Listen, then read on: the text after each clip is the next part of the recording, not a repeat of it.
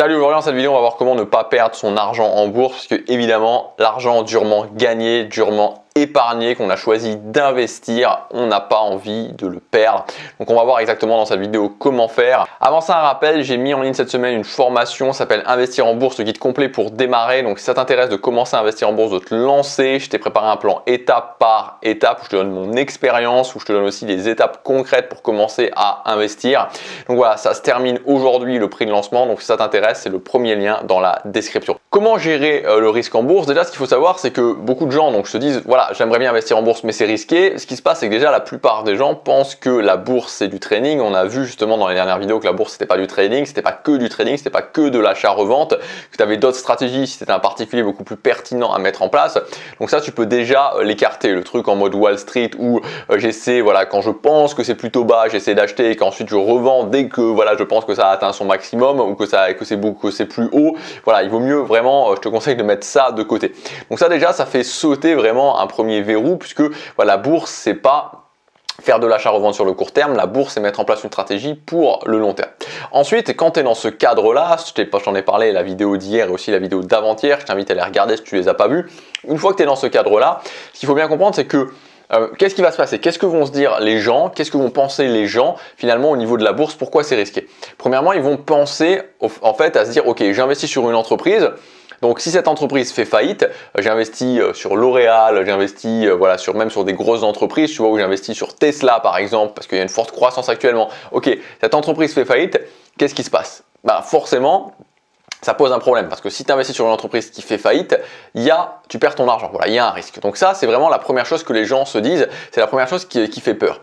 Et ensuite, la deuxième chose, c'est le fameux crash, parce que t'as beau rien connaître à la bourse, et moi c'était mon cas, il y a quelques années en arrière, je connaissais rien à la bourse, t'as beau avoir jamais investi en bourse, tu sais qu'il y a des crashs en bourse. Et ça, c'est quand même un truc de fou. C'est-à-dire que tu sais que, voilà, même si tu n'as jamais investi en bourse de ta vie, même si tu connais rien du tout en bourse, tu ne sais pas ce que c'est qu'un indice, tu ne sais pas ce que c'est qu'une action, tu ne sais pas ce que c'est qu'une obligation, tu ne sais pas ce que c'est qu'un PEA, bref, tu connais rien du tout, tu sais qu'il y a des crashs et tu te dis, les crashs, ça fait peur. Mais en fait, ce qu'il faut bien comprendre, c'est que voilà, les crashs, c'est un risque qu'on appelle un risque de marché, c'est lié au marché, et donc les crashs ont toujours été là, si tu veux. Donc je veux dire, tu as forcément, tu as déjà entendu parler de la crise des années 30 aux États-Unis, de ce crash-là, le crash de la bulle Internet, le crash de 2008, etc., etc. Et puis plus récemment, le crash avec le Covid.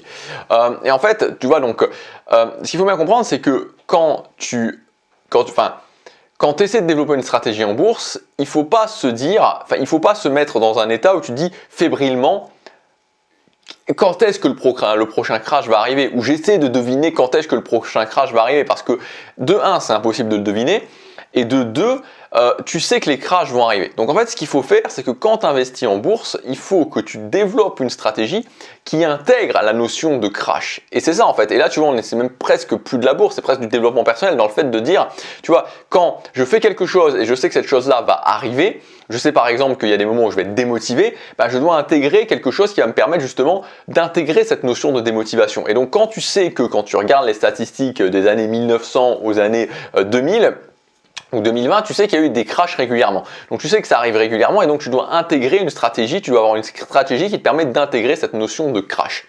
Donc comment faire?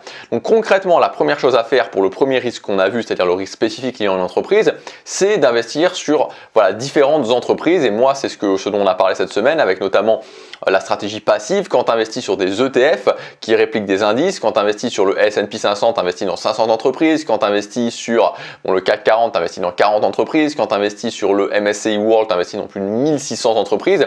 Donc ça, c'est la première chose, tu vas te diversifier. Et ça fait forcément, quand tu investis dans 500 entreprises, s'il y en a une qui crache, bon, c'est pas un truc très important, ça va vraiment impacter d'une façon très faible ta performance. La première chose, c'est la diversification. Et ensuite, au niveau du crash, il y a vraiment deux choses pour intégrer justement ce risque du crash, ce risque de marché.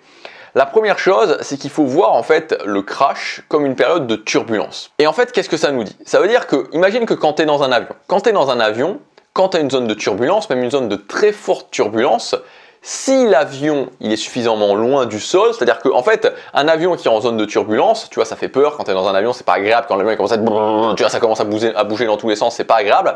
Mais en fait, ce qui se passe, c'est que si l'avion il est à 10 000 mètres d'altitude, tu risques rien en fait, tu vois, tu risques rien. C'est-à-dire que si les pilotes ils continuent à piloter, ils paniquent pas et que tout va bien, ok, tu risques rien. Là où c'est plus risqué, c'est quand tu es très près du sol, c'est-à-dire qu'il y a très peu, tu vois, il y a très peu de distance.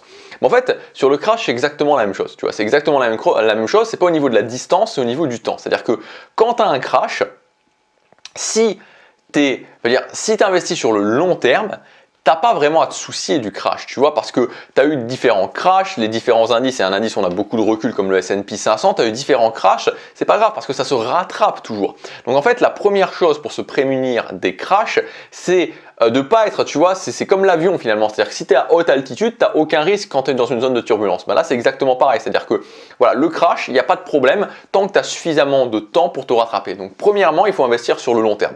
Et la deuxième chose, et donc c'est lié à la première, c'est que quand tu vas investir en bourse, tu vas définir ta durée d'investissement. Tu te dis, ok, moi j'investis sur 10 ans, 20 ans, 30 ans, 40 ans. Ça dépend notamment de ton âge. Et en fait, ensuite, une fois que tu connais cette durée d'investissement, plus tu te rapproches du terme de l'investissement. Donc si par exemple, tu vas définir des paliers de sécurisation de ton portefeuille. Et plus tu vas te rapprocher du terme, plus tu vas sécuriser ton portefeuille. Et donc, vu que ton portefeuille va être de plus en plus sécurisé, il va être de moins en moins exposé au risque. Parce que tu comprends bien que si tu as un portefeuille qui est 90% risqué, 10% sécuritaire, il est très exposé au risque. Mais quand tu te retrouves avec un portefeuille qui est 80% sécuritaire, 20% risqué, il est beaucoup moins, quasiment plus du tout exposé au risque. Donc voilà, donc ça c'est les choses vraiment très concrètes à mettre en place, se diversifier et ensuite investir sur le long terme et petit à petit sécuriser son portefeuille. Si tu fais ça, t'as pas de raison majeure, voilà, t'as pas de raison majeure de perdre ton argent en fait. Voilà, si tu investis d'une façon pragmatique en tenant en compte ces risques qui seront là et que donc tu mets en place ces choses-là, t'as pas de raison de t'affoler, t'as pas de raison de penser que la bourse est quelque chose d'extrêmement risqué où tu risques de tout perdre. Oui, ça comporte des risques, mais si tu développes une stratégie d'épargne globale, une stratégie de bourse cohérente, il n'y a pas de raison de s'affoler et tu peux tout à fait vraiment te créer du capital avec la bourse en investissant en bourse. Voilà, j'espère que cette série de vidéos, pour ceux qui s'y intéressent, je sais que tout le monde s'y intéresse pas, mais moi ça m'intéresse et j'ai envie d'ouvrir certaines personnes à ça, certaines personnes qui pourraient être un petit peu entre les deux. J'espère que cette série de vidéos t'aura intéressé. Je te rappelle que tu as ma formation, tu as tout le programme dans le premier lien dans la description. Le prix de lancement, c'est jusque ce soir. On va vraiment voir un plan étape par étape pour te permettre de commencer à investir en bourse. Et encore une fois, je t'invite aussi à regarder la vidéo d'hier pour que tu puisses voir qu'on peut investir avec 20 €, avec 50 € par mois en bourse. Je te laisse regarder tout ça. La formation, c'est le premier lien jusque ce soir. Je te dis à demain pour la prochaine vidéo. Passe à l'action, chaque jour compte.